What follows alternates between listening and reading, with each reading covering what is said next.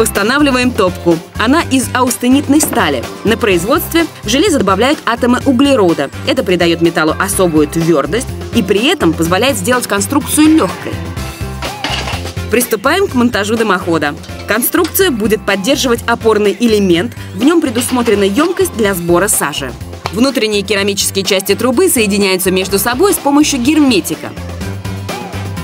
Наружные металлические – зажимными хомутами. Чтобы вывести дымоход на крышу, нам понадобилась коленчатая автовышка. Часть трубы имеет конусовидную форму и так называемую юбку из свинца. Разравниваем юбку молотком с мягким бойком. Завершающий элемент – конус с зонтиком на верхушке. Он защитит дымоход от попадания дождя и снега. Выглядит дымоход вот так. У него два контура. В центре керамическая труба, гладкая внутри и волнистая снаружи. За счет рельефа увеличивается площадь прилегания утеплителя к поверхности трубы. Это улучшает теплоизоляцию.